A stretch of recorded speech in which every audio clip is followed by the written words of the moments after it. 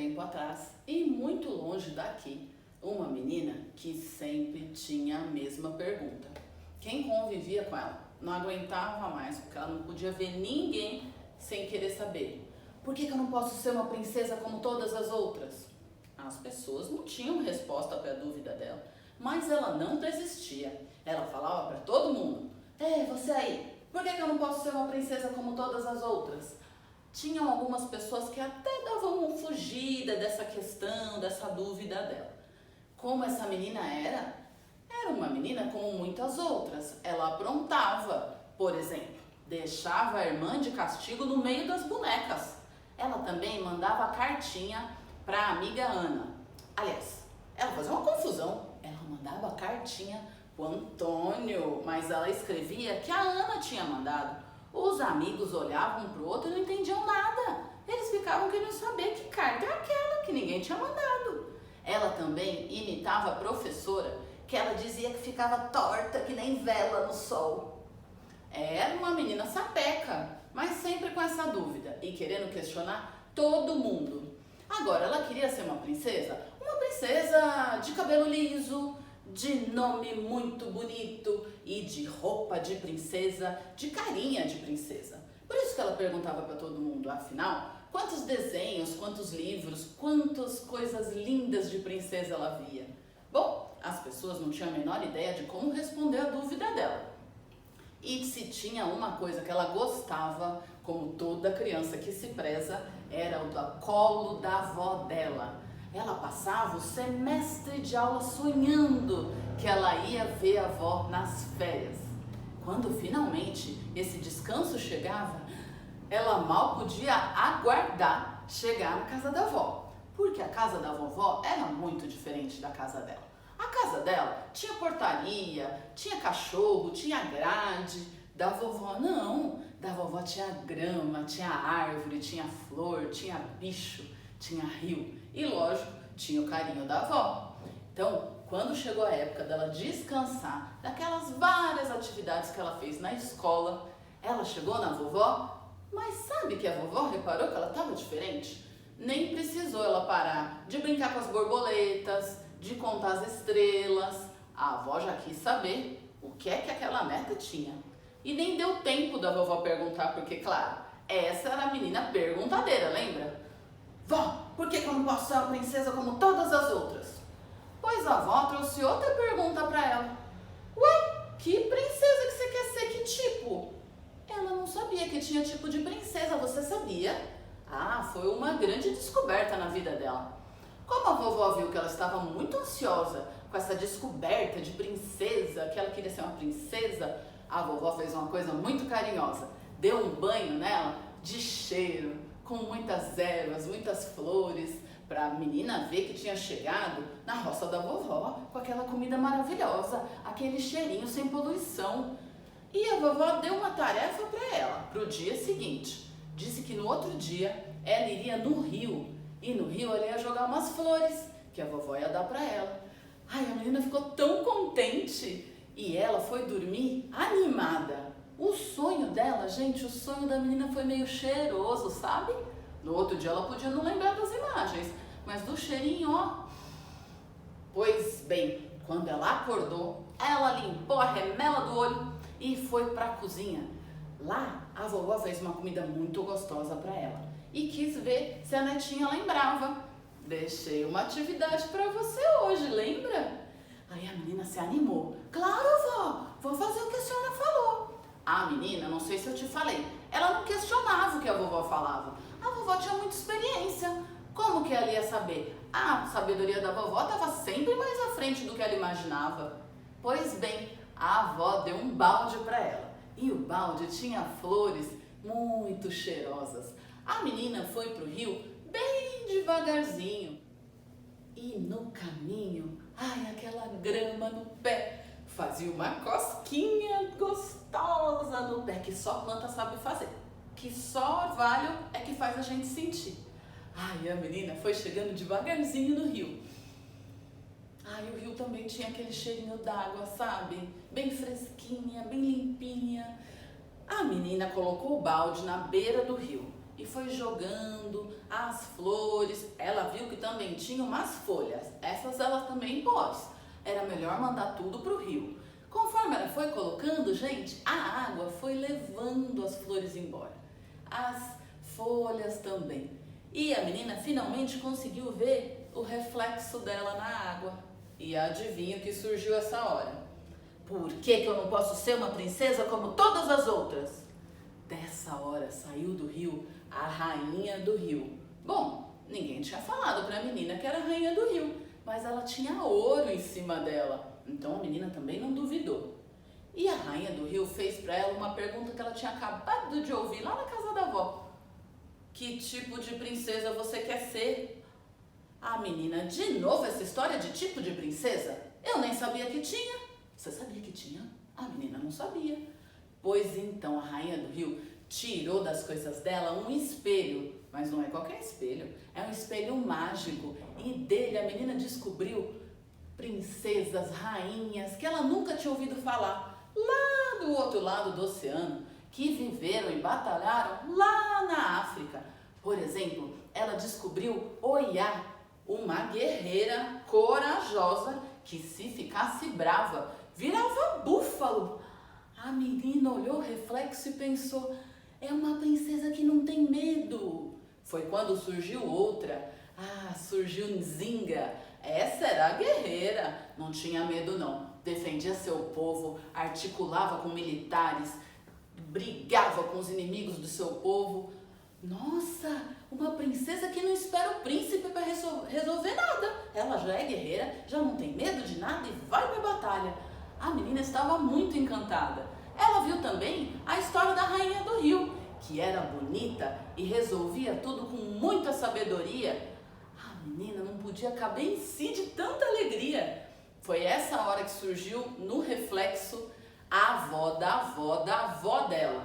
Elas eram lá do Queto, na África, mas na história do espelho foi toda a atuação da avó da avó da avó dela na Bahia, articulando com seu povo, defendendo, guerreando, libertando, protegendo. A menina finalmente sentiu, eu também sou uma princesa. Foi essa hora que a rainha do rio foi nadando em busca das suas flores. E aí a menina entendeu, essas flores não são mais da vovó, elas são do rio e da rainha também. Aí a menina não aguentou em si de felicidade e voltou para casa animada, como quem tem uma novidade que quer contar para todo mundo. Chegou logo em casa dizendo para a vovó, eu também sou uma princesa. E a vovó, aquela sabedoria de quem é muito antiga e já viveu muita coisa, só deu risada. Eu já sabia. A menina não queria nem saber, ela queria falar com o papai, com a mamãe. Não tem problema que estavam longe. A vovó colocou todos no telefone e a vovó só ficou de olho naquela conversa. E a menina falava pro pai, falava pra mãe, eu também sou princesa. E você acredita que o pai e a mãe fizeram igual a vovó? A gente também sabia. Foram as primeiras férias que a menina não podia aguardar para ela voltar correndo, contar para a amiga, contar para os amigos tudo que ela descobriu na beira do rio. E ela só ficava pensando, nossa, sabe que quando ela era mais nova, se alguém perguntasse para ela quem ela era, ela se apresentava, eu sou a Stephanie, com PH, com Y, aqueles nomes de princesa maravilhosos que ela gostava. Ela não via a hora de voltar para casa e contar para Ana, a melhor amiga dela. Quando finalmente ela voltou, falou para Ana das princesas que ela descobriu, uma da Nigéria, uma da Angola, uma do Queto, uma mais corajosa que a outra. A amiga dela adorou, ficou pensando que princesa que ela queria ser, igual a amiga dela. Finalmente, depois de tanto tempo das férias, a menina encontrou o Antônio. E dessa vez eles olharam um para o outro com muito silêncio no meio. Parecia que realmente eles tinham ficado muito tempo longe. Quem sabe eles já tinham até saudade?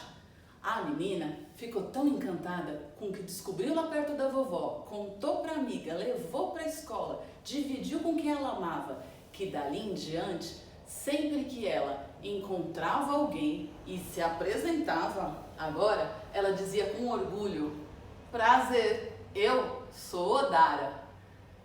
Deixa eu cantar pro meu corpo ficar odara.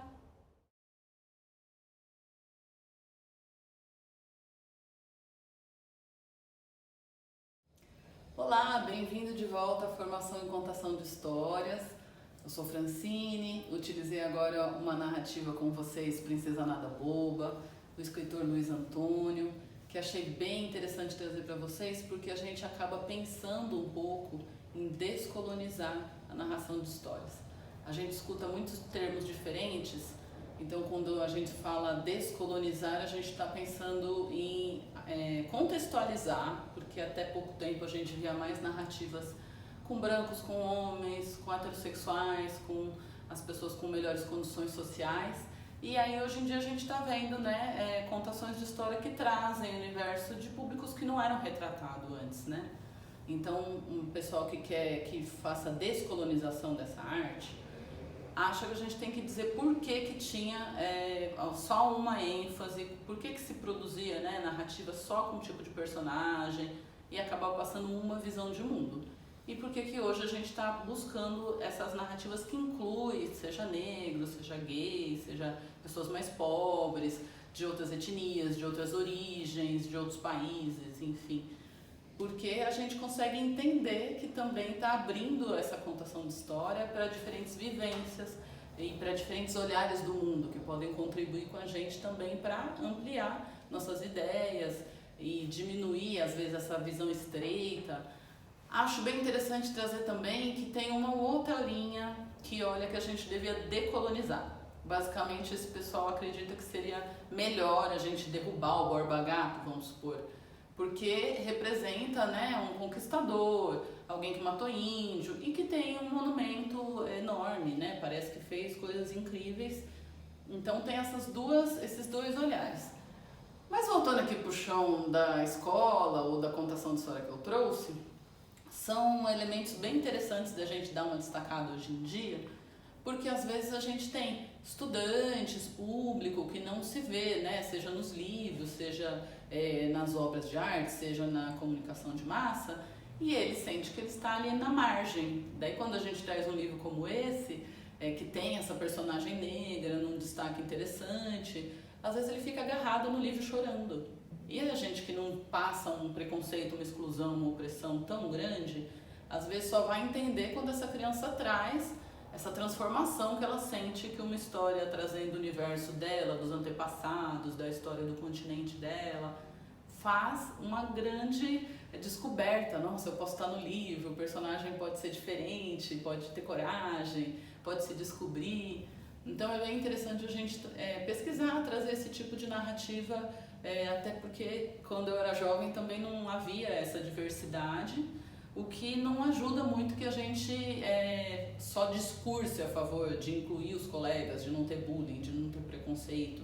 Na verdade, quando a gente traz uma história, uma narrativa, um livro, como tem esses elementos lúdicos, a gente traz um pouquinho de teatro, um pouquinho de figurino, um pouquinho de instrumento musical, acaba ajudando de um modo cênico, narrativo, poético, que as pessoas comecem meio que a se aceitar mais ali na sala, que se a gente também não atua nesse sentido, acaba virando um lugar muito com muita animosidade, né? A gente acaba conseguindo ajudar pelas beiradas, em vez de ficar discutindo para eles não brigarem, não excluírem. Às vezes funciona quando a gente traz uma arte que encanta, para eles também terem interesse, mesmo quem não for negro, enfim, não for indígena, tem esse interesse de conhecer, porque a nossa história foi apartada da gente. Quando a gente vai percebendo, nossa, tem essa riqueza dos indígenas, da música dos africanos, da pintura corporal, dos povos originários, a gente também se sente parte daquilo.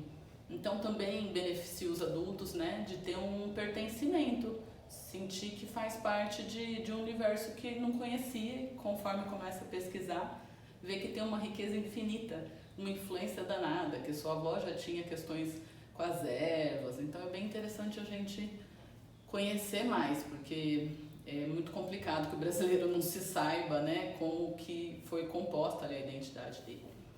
E aí, eu também queria falar um pouquinho de releituras de contos de fada. Quando a gente era jovem tinha, né, os mesmos contos de fadas, as mesmas princesas, com os mesmos sentimentos, com as mesmas faltas de atitude.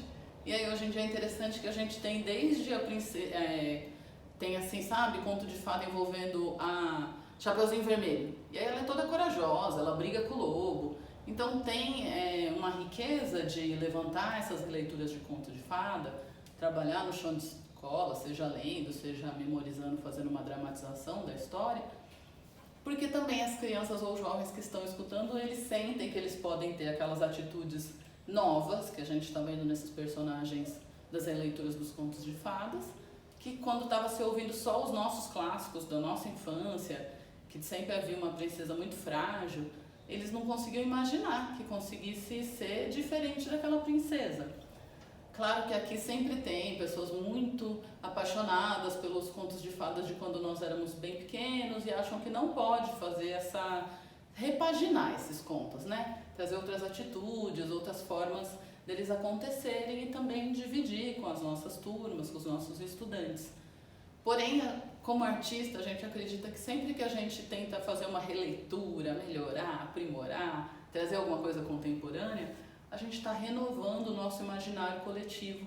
Então a gente está trazendo novas ideias, né? A gente está tornando as nossas memórias menos opressivas e a gente está, sabe, gestando essa mudança de mundo que a gente quer. E a gente começa nessa imaginação, nessa arte, para um dia na vida chegar nesse sonho, né, de não ter uma opressão na sala, né, uma exclusão entre os colegas. Então é bem rico. Às vezes até o próprio adulto a gente estuda, ensaia junto, apresenta e ele vai recordando. Nossa, quando eu era criança eu pedi uma história, me falavam que não tinha, ou eu assistia ali a professora e falava, esses livros estão parecidos, ela traz novos livros, mas eles são similares. Porém, hoje em dia a gente se encanta com essa possibilidade, né, de muitos personagens, muitas emoções, muitas narrativas. E às vezes, quando a gente tem parada pedagógica, falando de contar história, né, trazer esse trabalho para o chão de escola, a gente escuta muito sobre os benefícios para os pequenos. Forma leitores, melhora a imaginação, amplia a criatividade, ajuda com a empatia, trabalha, né, as emoções para quando viver isso, viver de uma forma menos perturbadora. São sempre benefícios que a gente destaca que vão atingir o público infantil, mas eles atingem também os adultos.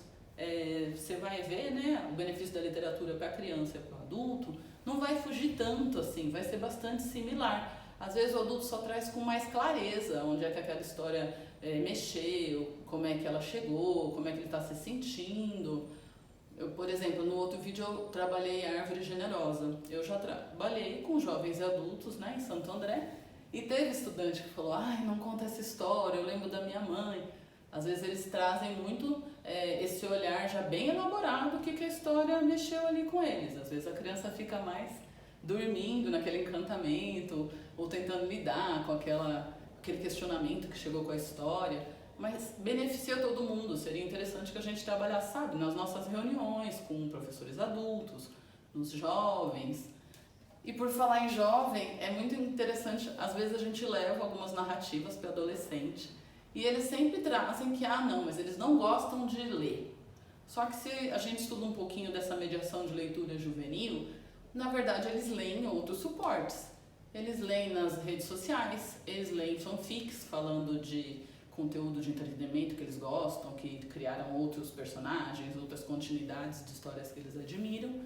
Eles leem sobre games, eles leem assim de diversos suportes, eles leem sobre as séries, os filmes que eles gostam, mas que não tem spoiler. São outras formas de trabalhar a literatura que nem sempre a gente abre para entender que também é uma leitura, né? Pode ser que ele não queira ler um livro do vestibular, porque vem naquela obrigação que a gente já sentiu, né? Poxa, tem a prova, vai cair no vestibular. Aí você está nessa tensão, você não vai realmente relaxar para curtir a história. Mas às vezes é possível pensar em como trabalhar esses conteúdos tão jovens, né? Em tantas plataformas que eles leem. Por exemplo, eu conheci contadores de história que estavam trabalhando com Guerra nas Estrelas. Quer dizer, pega um filme, transforma numa narrativa e às vezes apresenta até num ambiente como uma livraria, que a gente estava imaginando, e contar um conto de fada, mas aproxima esse público. A gente pode ter que quebrar mais a cabeça, pode ter que ensaiar mais, dar uma estudada, só que tem aquela riqueza, né, de quando a gente planeja, chega, o público precisa de outra coisa, e a gente volta a reajustar, reensaiar e trazer o que é legal para o público, não o que eu imaginei que seria interessante. E apesar do trabalho a mais ser muito rico, né, para o público, para os professores, acaba fomentando, né, essa criatividade na escola mesmo, da gente não se sentir fazendo o mesmo trabalho, sem uma renovação, sem aprender com uma novidade. E assim, a gente acha muito importante trazer narrativas sobre a comunidade negra ou os indígenas, todas as comunidades tradicionais que a gente acaba não tendo muito conhecimento, né? Se a gente sentar para ver as atrações de entretenimento, de cultura de massa, às vezes não tem tanto informação suficiente, né, para a gente se encantar com essas influências musicais, da arte negra. Se a gente não faz essa mediação na escola, é aquela velha pergunta que a gente sempre brinca em reuniões pedagógicas: se não agora, quando? Se na escola a gente sempre exclui, não vamos falar do preconceito, não vamos falar da opressão, não vamos falar do bullying, não vamos falar do classismo, né, que o que tem mais dinheiro na sala às vezes maltrata o mais pobre, a gente vai, né, deixar só um coraçãozinho de uma pesquisa nossa que às vezes não dialoga com o que eles estão vivendo. Aí acaba acontecendo, às vezes, o estudante não querer se envolver na proposta que a gente está levando, porque ela está muito separada do que está acontecendo na vida dele, né? Mas com essas narrações, por exemplo, a gente pode se ver também, né? Por mais que eu não sou aquela personagem principal da história. Nossa, eu também adoro um samba, eu também adoro saber das rainhas africanas, porque a gente tem essas contribuições culturais, né, que acabaram trazendo ali numa situação muito violenta, né, da escravidão, mas que acabou trazendo essa riqueza para a nossa cultura, né? E claro, encontrou aqui com toda a riqueza extraordinária de dança indígena, de pintura corporal, de valorizar as ervas, as plantas. É bem importante que a gente se aproprie disso, né? Para não ficar com aquele velha crítica que a gente sempre ouve, como nós temos uma questão muito vira-lata, né? Tudo que é de fora é muito extraordinário, o nosso não é. Só não é porque a gente não conhece, mas que tem, né, muita contribuição, muito que a gente enxerga na nossa família, é muito interessante. E eu acho que a gente tem essa possibilidade de fazer essas pesquisas, se apropriar dessas histórias, se encantar com uma história, não se ver contando a outra, contar com o pessoal de casa, levar para a escola, que isso é um trabalho indireto para ajudar a aceitação da diversidade. Se tem uma coisa muito rica nossa, é realmente essa contribuição de tudo quanto são povos que vieram para o país. E se a gente também não trabalha isso de alguma forma, acaba percebendo depois de um tempo que tem, né, muita opressão, muito bullying na escola. Só que a arte a gente faz isso de um jeito que é menos bronca, que é menos discussão, que é menos parar a aula e ficar fazendo um sermão porque eles não se entendem. E às vezes a gente traz pela narrativa e percebe que gera uma curiosidade, um quer perguntar pro outro se já viu alguma coisa, outro traz uma música, outro traz uma boneca. Esses brinquedos também que representam a comunidade negra também são super interessantes. A gente também já viu criança abraçada na boneca negra chorando, porque a vida toda eram estantes e mais estantes de bonecos que só representavam o branco e não tinha tantas identidades incríveis que a gente tem. Hoje tem bonequeiras fazendo bonecas indígenas, bonecas gordas, bonecas deficientes.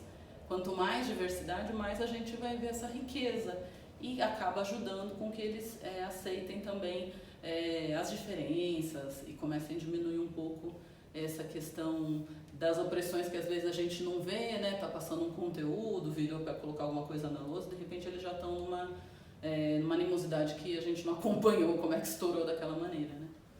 Quando a gente fala da diversidade e desse trabalho com jovens, como essas narrativas podem ser ricas e transformar alguns olhares, muitas vezes eles trazem uma curiosidade, um questionamento.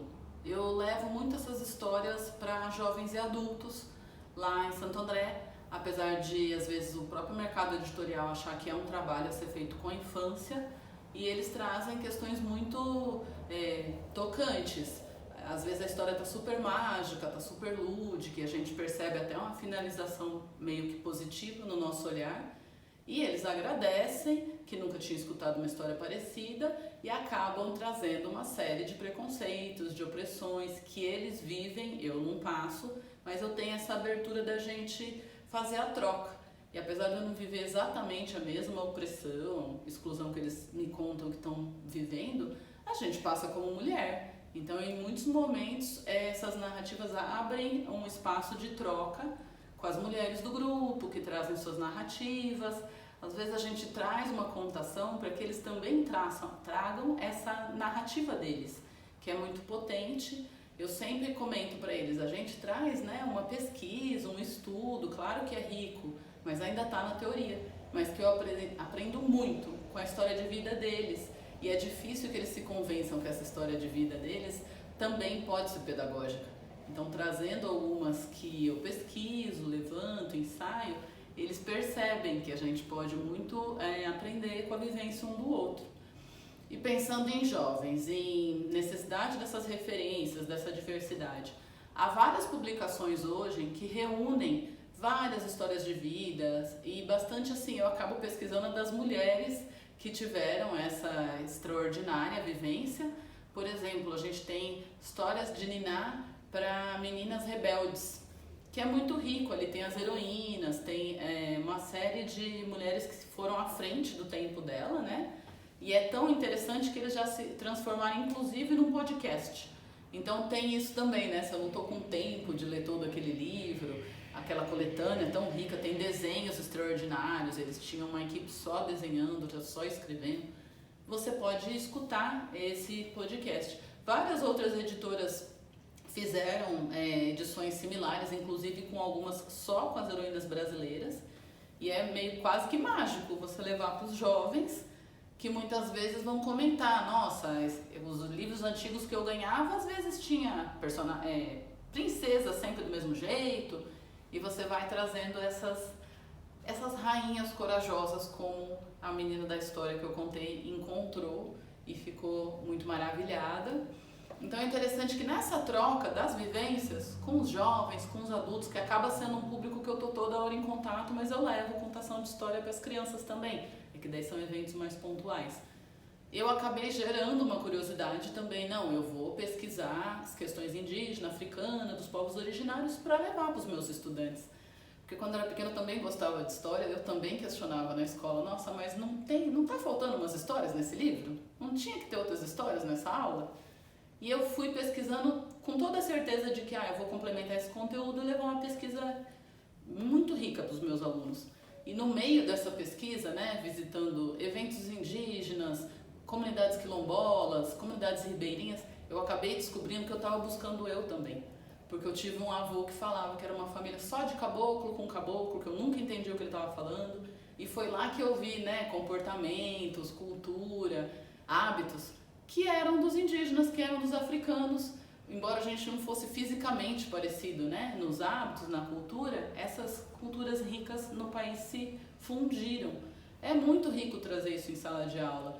Já aconteceu também da gente levar lendas em Santo André, do pessoal que faz festa do boi, que faz toda essa comemoração com dança, com música, às vezes até com teatro de rua, e eles lembrarem que em Santo André teve isso e não faz tanto tempo assim. E eles vão contando, não, professor, aqui era diferente, fazia uma procissão, mas tinha essa chita aí no desfile na rua, no cortejo. Então é interessante que eles acabam trazendo narrativas que conversam. E criança e jovem tem também esse potencial, vai trazer vivências, vai trazer histórias, vai trazer narrativas que compartilhou com a família. Professora, o que você acha de uma história que não acontece desse jeito? Não, o personagem faz tal coisa. E acaba, né, uma partilha do que as pessoas estavam ouvindo na hora de dormir, quando era pequeno, por exemplo. Ah, não, minha professora não contava. Por exemplo, tem vários jovens e adultos que a gente leva esse trabalho com as narrativas. Quando você pergunta, eles não escutaram isso na infância. Aí eu brinco de novo lá nas nossas reuniões, se não trabalhar isso agora, quando? Não teve. Pequeno, foi excluído da escolarização na idade de finalizar os estudos quando eram novinhos. tem que trabalhar agora, porque traz de novo toda essa riqueza, ampliar o olhar para a diversidade, se colocar no lugar do outro, se tocar pelas culturas que, nossa, meu colega já trouxe um pouco disso, né? Ah, professora, eu vou falar que você contou essa história, ele não veio hoje. Vai gerando essa proximidade que é super possível fazer com os nossos estudantes menores, mais novos, de turmas que às vezes a gente só pensa em trazer porque vai ajudar a ler, trazer porque vai ajudar a aprender. É legal a gente trazer esse trabalho com as narrativas para além dessa função cognitiva, que o aprendizado vai ser melhor, que tem mais vocabulário, que ajuda na leitura, interpretação escrita.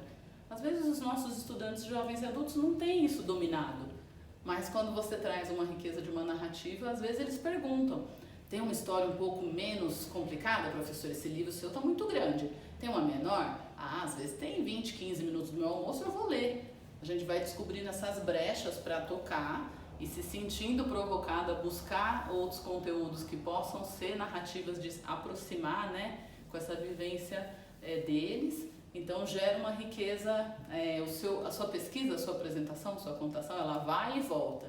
Eles trazem também toda essa riqueza que pode colaborar com os nossos estudos e você ter esse espaço nas suas aulas para um momento mais artístico, mais lúdico, mais musical, para você se experimentar enquanto contador, enquanto narrador, o que eu acho bacana levar para o chão de escola, essa turma vai combinar nesses elementos de cena, aquela não vai. Só que você tem esse espaço dessa troca e às vezes não fizeram isso com a gente na própria escola ou na própria família, mas você levando para os estudantes, você volta a acessar essa relação mágica com as contações de história que às vezes não teve quando a gente era jovem e pode trazer um universo muito rico pedagogicamente, na afetividade que a gente quer tanto que seja melhorada nesse chão de escola. Eu queria propor para você que você aproveitasse aqui o espaço abaixo para fazer comentários, dúvidas, dividir sua experiência sobre como que é no seu colégio, na sua turma, estão trabalhando temas como os que a gente tem trazido, incluindo, né, toda essa diversidade étnica do país, ou é só no mês da consciência negra? Isso é uma coisa que a gente fala muito em debates, em discussões, em formações, em Santo André, onde eu também estou atuando. Ah, não pode ser um mês do ano a gente trabalhar, né? Tem questões que os alunos trazem o ano todo que a gente está vendo que o racismo está chegando cada vez de uma forma mais incisiva para esses estudantes, né? Assim como a gente preferencialmente não deveria trabalhar a questão indígena só em abril. A educação gosta muito dessa questão das efemérides, né? Esse mês a gente trabalha esse assunto, no outro a gente trabalha outro. Só que a nossa vivência é toda complexa, todas essas questões que a gente está trazendo para discutir, toda hora a gente tem percebido, às vezes sutilmente, às vezes de um jeito muito bruto, mas que vai ser muito bem-vindo a gente trocar, que às vezes a ideia de um vai ajudar muito no colégio do outro. Às vezes o que eu queria fazer na minha turma eu não vou conseguir, mas o amigo vai conseguir no grupo que ele ensina. Então eu queria muito que vocês aproveitassem aqui, se vocês já trouxeram alguma história que tem um personagem negro, se vocês já trabalharam essa questão para além do mês de novembro, o que os alunos estão trazendo, se o seu grupo tem bastante diversidade, se você está sentindo que é importante explorar esse tema, como você está fazendo? É com uma contação, é mediando leitura, mostrando ilustrações de um livro ali de personagens diversos? Você tem encontrado fácil esses materiais? Tem na sua biblioteca, tem lá na sua casa, você vai numa livraria. Às vezes tem colegas que têm essa questão de não achar, né? Sabe que tem obras bacanas, com personagens diversos, vão ser bem-vindos no chão de escola e não tem encontrado. Então, às vezes é bacana também a gente trocar essas dicas. Ah, não, eu vou sempre em tal lugar, porque o vendedor entende o que eu estou procurando. Então, é interessante a gente trazer. E quem já está fazendo esse trabalho, já está levando para suas aulas, suas turmas, sua reunião pedagógica, seu colégio, como que está sendo? Como que é a acolhida? Os estudantes trazem curiosidades, eles trazem afetos, eles lembram de alguma questão, partilham, isso torna o grupo próximo, você percebe que eles têm, de repente, essa abertura para trocar de um grupo diverso do outro trazer as vivências e fazer um intercâmbio ali da experiência de um com o outro, porque são sempre muito ricas, já que a gente tem uma diversidade que a gente pode não conhecer, às vezes não valoriza, às vezes não tem nem ideia de como fazer possível uma aceitação ali do grupo, né, com tantas crianças das mais diversas origens. E é justamente a questão lúdica, encantadora, de tantas possibilidades de encantamento, aprendizado, da contação de história que ajuda muito. Então acho que é bem-vindo, assim, se você já fez esse trabalho, se o seu grupo tem dado retornos legais, se você tem encontrado esses recursos fáceis, se não tem encontrado, se está improvisando, se tem jogo de cintura, inventa uma outra forma de fazer, apesar de nem sempre o recurso estar ali. E que retornos, às vezes espantosos, às vezes angustiantes, que as crianças, os jovens dão. Bacana a gente trocar aqui, deixar os comentários, a gente quer responder quem estiver participando, tiver um histórico bem interessante, poder trocar, fazer esse intercâmbio rico. O que eu estou estudando, o que eu estou aplicando na escola, se a diversidade já é trabalhada ali, se não é, se precisa ser. E se nas próprias reuniões que você tem conseguido participar, sejam formações, né, sejam as periódicas, se tem acontecido, né, essa troca. Estou trabalhando nesse livro, essa contação de história não funcionou, tem esse problema aqui de bullying nessa sala. Se acontece esse intercâmbio aí, de que maneiras a gente evitar tanta opressão, seja dentro das turmas, da escola. Porque a gente já passa tanto na vida, mas a gente quer muito que esse ambiente dentro da escola seja mais acolhedor, que ensaie eles para uma vida que não vai ser tão preconceituosa, né, e de tantos atropelos lá fora. Tomara que a gente consiga.